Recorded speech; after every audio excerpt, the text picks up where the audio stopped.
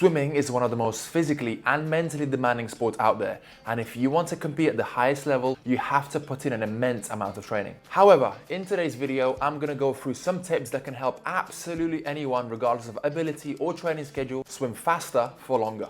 Tip number one is, of course, your technique. I cannot emphasize enough how important technique is in swimming, even more so than any other sport. You have to approach swimming completely differently than, for example, running or cycling. As no matter how hard you train or how often you turn up, if you are simply not swimming correctly, you might as well let all your volume go down the drain. So regardless if you're a beginner, an intermediate, or someone who's really advanced and is competing, you have to make sure you are spending at least 25% of your session time working on your technique. And this includes maximizing your distance per stroke, working on your efficiency, making sure you are staying nice and small in the water, working on your pull, kick, etc. Even the best swimmers in the world that you see on the telly, you see on YouTube, are still spending a good amount of time just practicing and making sure they are swimming correctly. Whether that means you have to get a coach or simply spend more time during your week working on your technique, make sure you do it, because nothing will help you more than swimming and moving through the water correctly. I see way too often swimmers so eager to swim faster, they're just turning up to the pool,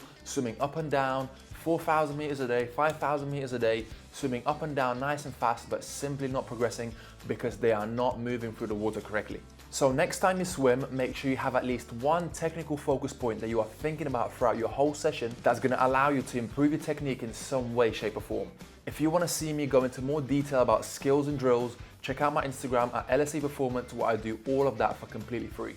Tip number two is building a good aerobic base, or just swimming more frequently. I get asked this question every single day. How do I make my pull stronger? How do I kick faster? Swimming is not about how strong you are. If that was the case, the strongest people in the world would also be the best swimmers, which is obviously not true. Swimming is all about having and building a great feel for the water. The more time you spend in the water, the better this feeling is going to become. This is because water is much more dense than air, so your body is having to adapt every single time you get into the pool. Therefore, no matter how much gym training you do or how strong you are, you have to simply get into the pool and spend more time moving through the water correctly. And as mentioned before, there is no point in you doing 5,000 meters if you have not learned how to swim correctly yet.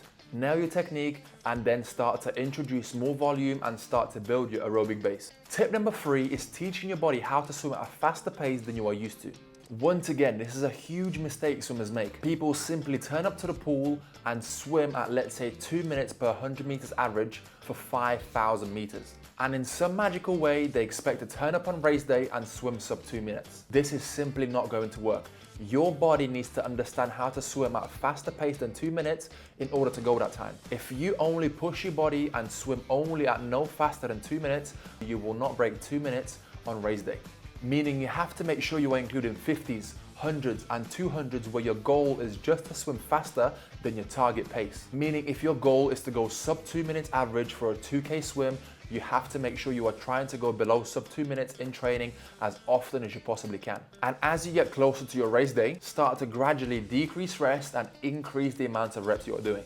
So for example, a set such as 4 100s, when you are first starting out, trying to hold 155 every single time with 1 minute rest, to then gradually building up to 10 100s, holding 155 but with 30 seconds rest. This way you are teaching your body how to swim faster than what you are used to. Therefore, there'll be a better chance of you going a faster time and holding a faster time over a longer distance at your target race meets.